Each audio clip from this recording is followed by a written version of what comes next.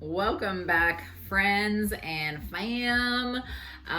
Today, what I wanted to tell you a little bit about along my journey. I'm taking you on a journey with me, and I've spoke about my practice of future self journaling. I've done the 90-day and the 1 year recap on that. And the next thing I kind of wanted to follow up with was my journey in the self healer circle. So I am a big fan of the holistic psychologist on Instagram, Dr. Nicole LePera. I love her work. I see how many people she's helping, and I see how her work has influenced and helped me on my journey. Journaling has been a big part of really kind of gathering and collecting awareness about me and why I do the things that I do.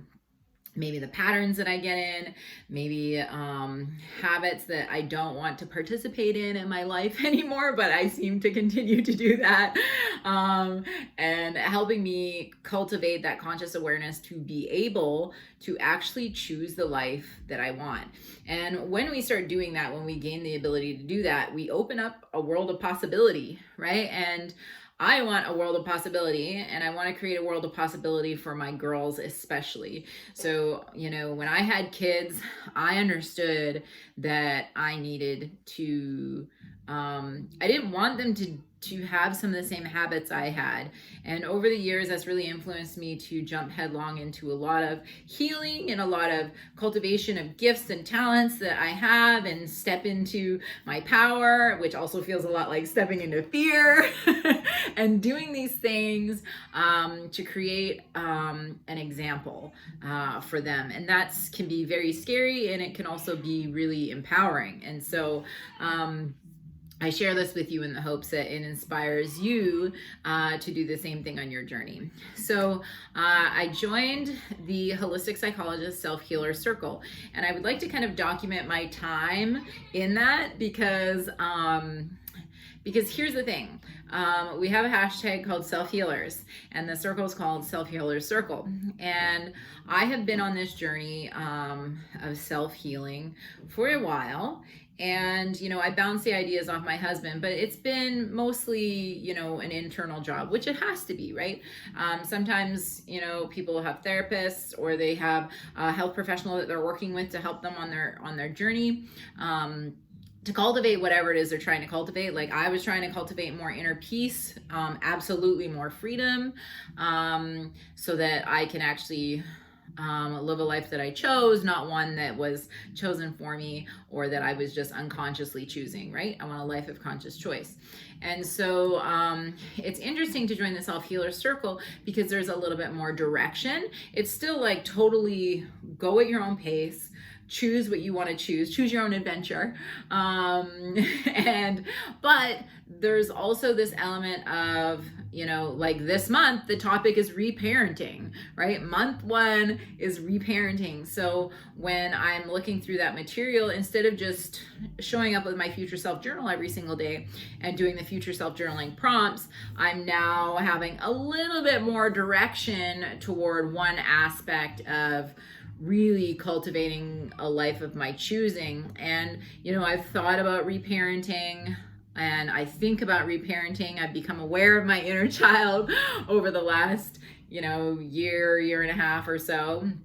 And so I've had an awareness of these things, but I suppose I haven't delved in. So I've really actually appreciated to have a little more structure to push me in a direction that I might not have thought about going, if that makes sense, right? Like we tend to go towards the things that we're attracted to, and sometimes the things we're attracted to aren't exactly the things that we want to be attracted to in all of life. But my point is, it's giving me a little bit more support and direction in going a path that that has opened my eyes to varying things about me and about the way I operate and move. And so when we're looking at reparenting, the first thing is like Dr. Nicole talked about the four pillars, and what do you want to cultivate within these four pillars of reparenting, which are loving discipline, self-care, emotional regulation, and joy. And so it was kind of interesting because you choose, right? Like it's up to you. It is self-guided, but it's self-guided within this kind of framework, which is what I'm talking about really appreciating.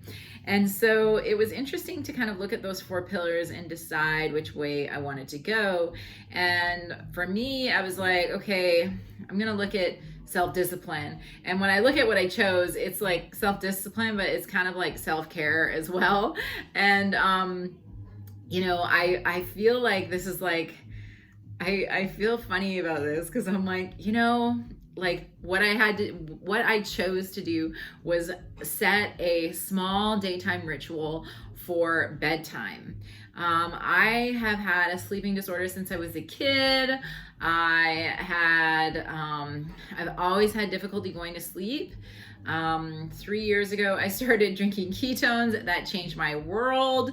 And I started sleeping at night for the first time in my life, which was such a gift because like to go to bed and go to sleep was like I literally never experienced it. I always laid in bed and laid awake, and looking back, I see like I used to have like serious anxiety, especially as a kid.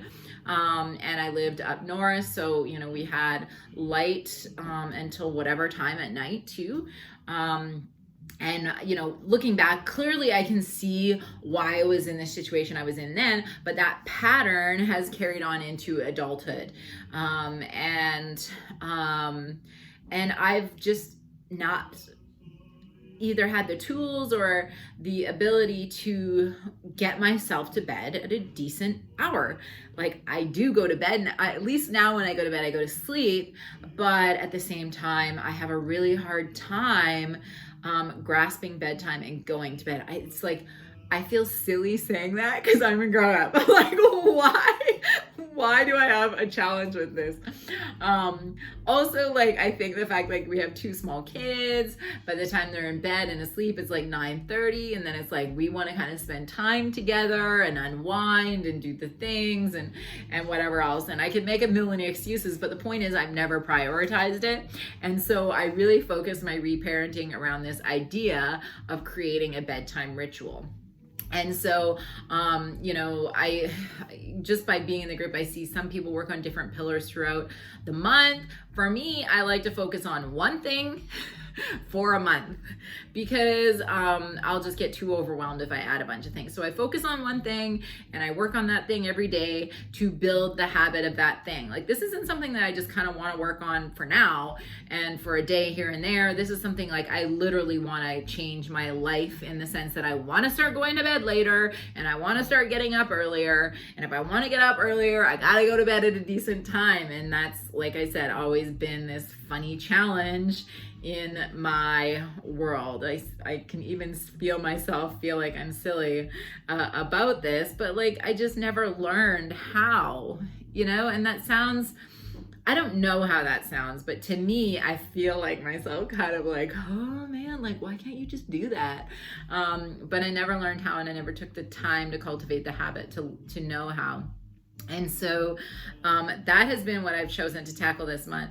A few days into it, I was like, well, you know what? I'd also like to kind of cultivate a small ritual in the morning. So I actually did do two things. And then I use the small daily promise planner to journal about it. So I already journal. That's not hard for me as far as building a practice around that. It's something I do anyway, just building this into it and really staying conscious and present with what I desire, which is to go to bed at a decent time. And then also wake up at a decent time.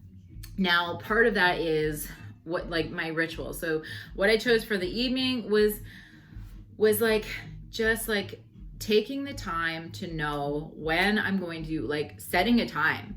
When is my phone going on airplane mode? Because I put my phone on airplane mode at night. When is like the TV done for the day? Making sure that I'm falling within those boundaries. And then doing something that feels good and nourishing to me and nurturing to me, right? I always wash my feet at bedtime. It just feels like this way to take care of myself, right? And build that loving relationship with me where I really am nurturing myself and I really am hearing my body's needs for rest and recovery and self-care and self-love, right? Like our bodies, we thrive on approval. Humans do. We thrive on approval and praise. And unfortunately, we outsource that to other people all of the time. And really, we have the capacity to give that to ourselves. And it's truly the best gift that you can give yourselves. It's truly one of the most beautiful gifts that you can give yourselves. And I just really want to encourage you to remind yourself, like, I am worth this. I deserve this. Like, I love me enough to do this for me. And just let that be your mantra. And so I decided to do this evening ritual. I also do the daily promise planner and do a bit of journaling in the evening, just a quick reflection. I like to take some deep breaths, and I say on the inhale, I say, I love myself. And on the exhale, I say, thank you for taking care of me. And you know what? It's like, I was 36 years old the first time I think I told myself I loved myself. I didn't even know that that was something you were supposed to do. It just didn't even occur to me. It was not even something that was on my radar. And I was doing this beautiful meditation with Joseph McClendon III at one of our events, our company events. And it just blew my mind. And I thought, like, oh my God, do other people do this? Like, have I been missing out? And like I had, but like, again, you don't know what you don't know. And so it was like this really like powerful moment for me of like, fuck, if I don't know that, like, what else don't I know? Right? Every time I uncover something, I'm like, I didn't know that. What else don't I know? How can I get curious and really delve into these other things that I don't know and I'm not doing for myself? Because at the end of the day, like, I deserve the best life. I deserve the best and fullest, most authentic expression of this being that resides in this body, right? Like, that's what I'm here to do. And if I'm going to do that, then I have to unlearn a lot of stuff that I've learned, and I have to relearn a lot of things that I don't know, and I have to be kind and compassionate throughout it all. So I set that, and then for my morning ritual, I have been so inconsistent in my meditation practice over the years. I have committed to a meditation practice, and that has been beautiful. I lead meditations at my monthly gatherings. And I'm not consistent enough with it personally. In my opinion, I really believe that my life will be better if I choose to do that every day. And I absolutely notice a difference, because if you follow Dispenza's work, right, it's like remembering the emotions you want to feel, right? And if I meditate first thing in the day and I remember the things that I want to feel and get aligned as fuck with that shit, I tell you what, the day is good, because I remember, like, I want to feel like this. I don't want to feel this same shit, right? And it was like a couple days into meditating, and I like woke up one morning, and mornings like are challenging for me, and they always have been. Like, they were very stressful when I was young, mornings were, and I never felt rested because I wasn't, and they were stressful. So like, that's what I've practiced my whole life, is stressful, shame, feelings around waking up in the morning tired, right? Like, what's wrong with me? Why am I always so tired? What's wrong with me? Which, like, you know, I've stopped saying that because I understood that implies there's something wrong with me, and there's nothing wrong with me. But like, anyway, that's my point, is a couple days in, I like woke up and I like remembered how I wanted to feel, and I felt joy upon waking. And I was like, wow, what will the world be like when I start waking up like that every day? What will the world be like? What will my experience and perception of the world be like when I wake up with joy? When I wake up remembering how I want to feel, the freedom, the wholeness, the abundance, the love, the gratitude. When I remember those things upon waking, what does the day look like? Anything. It could be anything. The possibilities are endless because I'm in an endless field of possibility in those emotions. And so powerful stuff. I am committed to that.